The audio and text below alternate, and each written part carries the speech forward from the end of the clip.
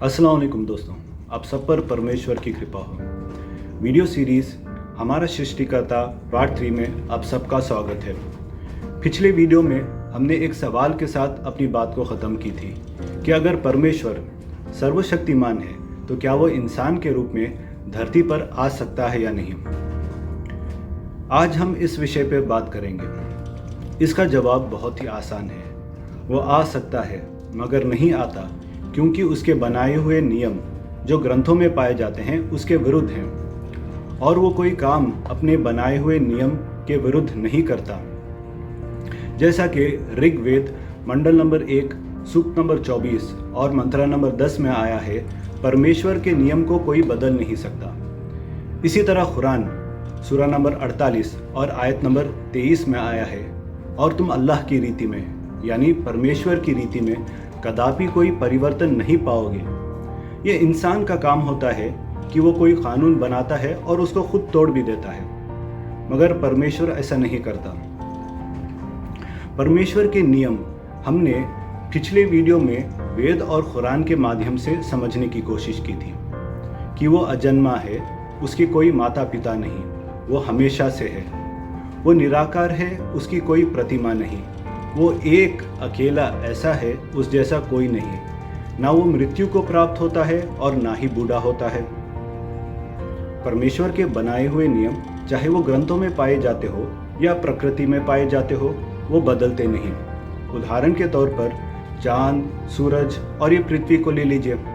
जब से बने हैं परमेश्वर के आदेश अनुसार घूम भी रहे हैं और चक्कर भी लगा रहे हैं। लाखों करोड़ों साल बीत गए, मगर इनके घूमने और चक्कर लगाने में कोई परिवर्तन नहीं आया, जिसकी वजह से हम आसानी से दिन, महीने, साल का हिसाब लगाते हैं। थोड़ा सोचिए, अगर इनके घूमने और चक्कर लगाने में परिवर्तन आते रहता तो हमारी ज़िंदगी बहुत ही मुश्किल हो जाती।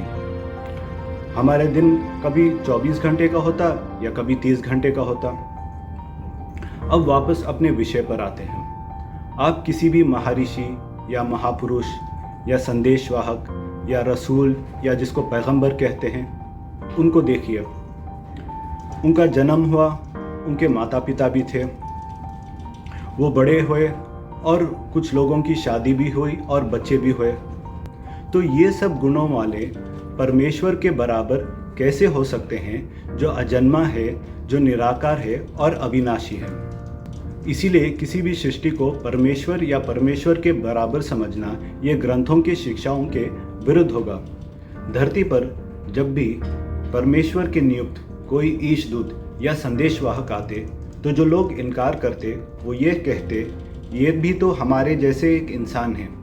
इनकार करने वालों की इस बात को परमेश्वर ने अपने अंतिम ग्रंथ कुरान में रिकॉर्ड किया और अपने ईशदूत के माध्यम से इसका जवाब भी दिया।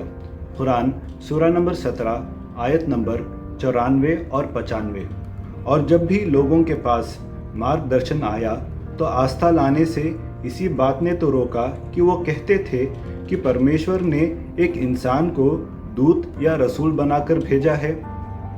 ए ईशदूत, आप कह दीजिए, अगर धरती पर फरिश्ते चल फिर रहे होते और शांति से बसे हुए रहते तो हम भी आसमान से किसी फरिश्ते को ईशदूत या संदेशवाहक बनाकर भेजते।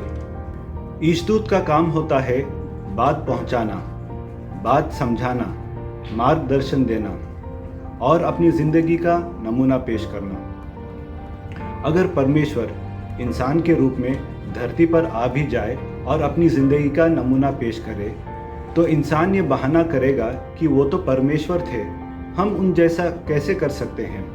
अगर ईशदूत या संदेशवाहक कोई इंसान हो तो लोगों को बहाना देने का मौका नहीं मिलेगा। पैगंबर मोहम्मद सल्लल्लाहु अलैहि वसल्लम भी एक इंसान थे। कुरान ने उनको इंसानों के लिए एक बेहतरीन नमूना कहा। इसी तरह श्री रामचंद्र जी हैं, जिनको मर्यादा पुरुषोत्तम कहते हैं, यानी मर्यादा वाले पुरुषों में सबसे उत्तम। शब्द राम और रामचंद्र जी में फ़र्क है।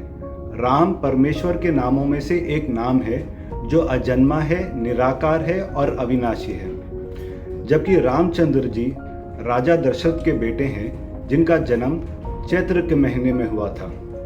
रामचंद्र यानी परमेश्वर का चांद, ऐसे नाम हमको दूसरी भाषा में भी मिलेंगे। जैसे अरबी भाषा में खमरुल्ला, जिसका मतलब है अल्लाह का चांद यानी परमेश्वर का चांद। जब हम तारक मंत्र को समझने की कोशिश करेंगे, बात और खुलकर सामने आएगी। तारक मंत्र है राम रामाय नमः, यानी रामचंद्र जी के राम को नमन करो, यानी रामचंद्र जी के परमेश्वर को नमन करो। आज की वीडियो में हमने ये समझा कि परमेश्वर इंसान के रूप में धरती पर आ सकता है, मगर नहीं आता क्योंकि उसके बनाए हुए नियम के विरुद्ध है जो ग्रंथों में पाए जाते हैं, और वो कोई काम अपने बनाए हुए नियम के विरुद्ध नहीं करता। इंसानों के मार्गदर्शन के लिए इंसान ही नमूना हो सकता है, तो परमेश्वर इंसानों के मार्गदर्शन के लिए इंसानों में से ही किसी महापुरुष को नियुक्त करता है। वो कौन से ईशदूत थे जो यहाँ भारत में आए, और उनका जिक्र सनातन धर्म ग्रंथों में भी पाया जाता है, बाइबल में भी पाया जाता है और कुरान में भी पाया जाता है। कमेंट्स में अपनी राय बताइए, और हमारे साथ जुड़े रहने के लिए बहुत बहुत धन्यवाद और जय हिंद।